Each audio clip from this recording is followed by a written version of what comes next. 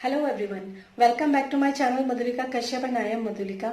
और आज मैं आप लोगों से बात करूंगी कि एक क्वेश्चन मेरे पास आया है। वैसे इससे रिलेटेड बहुत सारे क्वेश्चंस जो है वो आते रहते हैं मेरे पास। छोटे बच्चे को थायराइड का इश्यू, ये क्वेश्चन जो है मुझसे एक लेडी ने पूछा है, एक मदर ने पूछा है।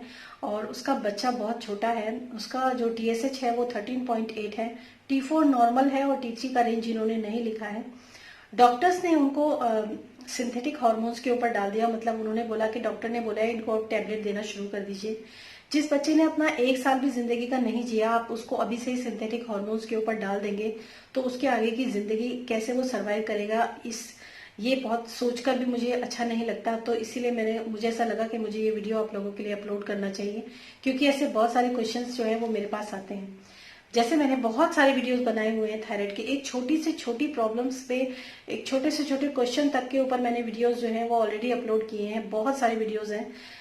कौन कौन से प्राइमरी कॉज होते हैं, क्या कौन सी कंडीशंस होती हैं, कौन से आपके पैटर्न्स होते हैं, आपके ब्लड ग्रुप में जो पैटर्न्स आते हैं उससे आपको, उनसे रिलेटेड आपको किस चीज के ऊपर काम करना चाहिए, ये सारे वीडियोस जो है मैंने ऑलरेडी अपलोड किए हैं। बट जब मदर की बात आती है तो I understand, completely I understand कि जब छोटे बच्चा जिसका होता है उसके पास इतना टाइम नहीं होता है कि वो बहुत सारे वीडियोस जो है वो बैठकर देखे। तो ये वीडियो मैंने स्पेशली उन्हीं के लिए बनाया है। आपके बच्चे को जो थायराइड है वो TSH आपका बढ़ा हुआ है और डॉक्टर ने आपको टेबलेट्स जो है वो प्रिस्क्राइब कर दी हैं। तो मैंने जैसे वीडियोस बनाए हैं कि बोला है कि थायराइड का जो प्रॉब्लम होता है वो सेकेंडरी प्रॉब्लम होता है। यानी कि जब आपका ब्लड टेस्ट दिखता है आपको कि आपका जो ब्लड टेस्ट है वो ठीक नहीं आया, तो ये शो करता है कि something is going wrong in your body. आपकी बॉडी के अंदर कुछ गलत है जो शो कर रहा है आपके ब्लड के थ्रू। प्राइमरी कॉज के ऊपर आपने नहीं काम किया, आप सीधा सेकेंडरी प्रॉब्लम का जो सोल्यूशन है, और दैट इज सिंथेटिक हार्मोन, एंथ्रोक्सिन या फिर सिंथेरॉइड, इस तरह की जो टेबलेट्स आपको मिलती है, या फिर जो भी आप हार्मोन्स की टेबलेट्स खाते हैं उसके ऊपर आप लेना ज्यादा बेटर समझते हैं।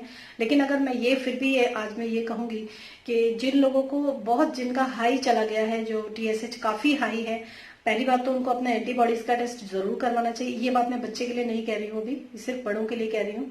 जिन लोगों के जो थायराइड का जो रेंज है, TSH जो है वो बहुत ज्यादा हाई है, 100 अबव है या फिर 50 अबव है या फिर 30 भी अबव है, तो उन लोगों को एक बार अपना जो एंटीबॉडीज है, जो TPO-NTG, एंटी TPO-NTG का जो टेस्ट होता है वो जरूर करवाना चाहिए।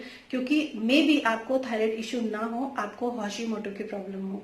लेकिन जब हम बच्चे की बात करते हैं तो प्राइमरी कॉजेज होते हैं, या तो आपको एंटीबॉडीज का प्रॉब्लम है, यानी कि आपकी जो एंटीबॉडीज हैं वो आपकी बॉडी के ऊपर अटैक कर रहे हैं जिसकी वजह से आपका TSH हाई है, या फिर आपके अंदर स्ट्रेस बहुत ज्यादा है जिसकी वजह से आपका कॉर्टिसोल हार्मोन जो है वो बहुत बढ़ रहा है। और जब कॉर्टिसोल हार्मोन हाई होता है, T3 लो होता है और TSH हाई चला जाता है, जो आपको ब्लड रिपोर्ट में दिखाई देता है। तो आपने तभी भी आपको वो अपने स्ट्रेस के ऊपर काम करना होता है। अपने एड्रेनल ग्लैंड्स जो होते हैं, जो एड्रेनल बर्नआउट का प्रॉब्लम भी आपने, उसके ऊपर मैंने ऑलरेडी वीडियो बनाया हुआ है, आप देख भी सकते हैं। तो उन सब चीजों पे काम करना पड़ता है। उसके बाद आता है लिवर का बात। लिवर की अगर मैं बात करूं तो अगर आपका लिवर टॉक्सिनेटेड है, बहुत ज्यादा स्लगिश है, फैटी लिवर है, इस तरह की प्रॉब्लम्स है, तब भी आपका जो T4 से T3 में कन्वर्जन मीन्स आपका जो इनएक्टिव हार्मोन है वो एक्टिव हार्मोन में कन्वर्ट नहीं होता है, जिसके कारण आपका जो T3 हार्मोन है, जो एक्टिव हार्मोन है, वो अपना काम पूरी तरीके से नहीं करता, क्योंकि वो कम बनता है आपकी बॉडी के अंदर। और ये रेस्पॉन्सिबल होता है आपके ब्लड, जो आपका जो ब्लड फ्लो होता है उसके लिए, ब्लड प्रेशर के लिए, आपके हार्ट रेट के लिए, आपके बॉडी टेम्परेचर के लिए, आपके जो मॉइस्चर ग्लैंड्स होते हैं आपकी पूरी स्किन के ऊपर, उसके लिए, हर चीज के, बहुत सारी चीजों के लिए, आपके मेटाबॉलिज्म के लिए रिस्पॉन्सिबल होता है। तो जिन लोगों के अंदर T3 हार्मोन सही नहीं बनता है, आपने देखा होगा कि थायराइड के सिम्टम्स जो होते हैं वो यही दिखाते हैं कि आपका सारे T3 कम है, सारे के सारे सिम्टम्स आपको तभी दिखेंगे जब आपका T3 हार्मोन प्रॉपर नहीं बन रहा है आपकी बॉडी के अंदर। तो डॉक्टर्स आपको T4 हार्मोन देते हैं जो कि T3 में कन्वर्ट होता है। बट अगर आपका लिवर ही ठीक से नहीं काम कर रहा है तो आपका T4 से T3 में कन्वर्जन ही नहीं होगा, तो आप TSH आपका बढ़ता जाएगा और आपकी जो रेंज है वो भी लगातार बढ़ती चली जाएगी। आपके जो MCG डोजेज हैं उसके बारे में बात कर रही हूँ। तो अब छोटे बच्चे की अगर मैं बात करती हूँ तो छोटे बच्चे को देखो, ना तो लिवर का इश्यू मेरे को लगता है कि इतना ज्यादा होता होगा, ना ही उसको स्ट्रेस कोई होता होगा। लेकिन एंटीबॉडीज का प्रॉब्लम भी छोटे बच्चे के अंदर इतना पॉसिबल नहीं है कि होगा। लेकिन जो प्रॉब्लम जो मेरे अकॉर्डिंग टू मी, जो मैंने जितनी भी रिसर्च मैंने देखी है, पढ़ी है और जितने भी इसके ऊपर नॉलेज मैंने दी है, उसके अकॉर्डिंग अगर मैं आप लोगों से बात करूं तो जो छोटे बच्चे के अंदर ये प्रॉब्लम्स होती हैं वो होती है न्यूट्रिएंट डेफिशिएंसी के कारण। और ये न्यूट्रिएंट डेफिशिएंसी कहाँ से आई है, थोड़ा सा उसके बारे में बात कर लेती हूँ मैं। पहला, जब लेडीज प्रेग्नेंट होती हैं उस समय पर ये बड़ी अच्छी बात नहीं है कि वो लोग ये सोचते हैं कि हमें फैट्स नहीं खाने चाहिए, जिसकी वजह से बाद में उस फैट को रिड्यूस भी करना पड़ेगा और हम मोटे हो जाएंगे, आफ्टर डिलीवरी हमें पतला ही रहना है। तो वो अपनी डाइट के साथ ऐसा कॉम्प्रोमाइज करती हैं जो बाद में सफर करती हैं। कई बार उनको भी थायराइड का इशू जो है डिलीवरी के बाद होता है, और कई बार जो होता है बच्चे के अंदर जो TSH का जो लेवल है वो हाई हो जाता है, उनको थायराइड का प्रॉब्लम देखने के लिए मिलता है। सबसे पहली बात, जो सैचुरेटेड फैट होता है, यानी कि जो हेल्दी फैट्स जितने भी होते हैं, चाहे वो नट्स एंड सीड्स की फॉर्म में हो, ऑलवेज सोक्ड करके ही खानी चाहिए। जितनी भी प्रेग्नेंट लेडीज होती हैं उनको हमेशा सोक करके ही कोई भी नट्स और सीड्स जितने भी वो अपनी डाइट के अंदर इंक्लूड करते हैं उनको हमेशा सोक करके खाने चाहिए। जितने भी सैचुरेटेड फैट होते हैं, जो हेल्दी फैट्स होते हैं, जैसे आपका कोकोनट ऑयल है, आपका देसी घी है, इन सब चीजों को अच्छी क्वांटिटी में अपनी डाइट के अंदर इंक्लूड करना चाहिए, क्योंकि जो आपका बेबी होता है वो मेनली प्रोटीन और फैट से मिलकर ही बनता है। और उसका जो ब्रेन होता है वो भी उसी से मिलकर बना हुआ होता है। ब्रेन, किसी का भी ब्रेन हो, हमारा, आपका, किसी का भी ब्रेन होता है, वो किससे बना हुआ है? कोलेस्ट्रॉल और फैटी, जो omega 3 type of fatty acids जो होते हैं उनसे मिलकर बना हुआ होता है हमारा ब्रेन। तो अगर इन चीजों की आपकी बॉडी के अंदर कमी होगी तो एक तो आपको एंजाइटी का प्रॉब्लम होगा, आपको चिड़चिड़ापन भी होगा, क्योंकि आपका ब्रेन जो है वो एक तरीके से कहूँ कि उसको अगर हेल्दी फैट्स नहीं मिलेंगे तो वो ड्राई होने लगेगा। और ये ड्राई जो होता है आपको आपके बहुत सारे बिहेवियर्स में आपको देखने के लिए मिलता है। आपको चिड़चिड़ापन होगा, आपको अच्छा नहीं लगेगा, आपका मूड स्विंग्स होंगे, आपको एंजाइटी लगेगी, गुस्सा आएगा। ये सारी चीजें आपको पैटर्न्स में तब देखने के लिए मिलती है जब आप अपने ब्रेन को प्रॉपर फूड नहीं देते। अगर आपका ब्रेन खुश है तो आप भी खुश रहेंगे।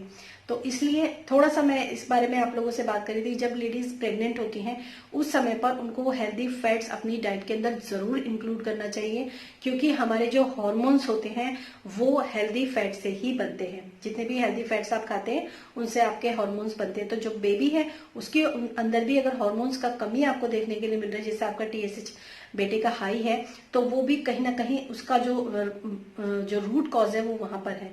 दूसरा जो एक और भी एक बहुत ही रीजन है जो मेरे को कहते हुए भी थोड़ा सा लगता है कि जो ब्रेस्ट फीडिंग मदर जो है वो जो अपने बच्चों को ब्रेस्ट फीड नहीं करवा रही हैं, क्योंकि जो मदर मिल्क होता है वो 50% से अबव जो होता है वो सैचुरेटेड फैट से बना हुआ होता है, जो कि छोटे बच्चों की ब्रेन डेवलपमेंट के लिए और उनके जो ऑल ओवर बॉडी के जो डेवलपमेंट के लिए होता है वो एसेंशियल जो जिसको हम कह सकते हैं फैट, वो सैचुरेटेड फैट होता है। और उसके बिना जो है बच्चे का जो डेवलपमेंट होता है वो ठीक तरीके से नहीं होता।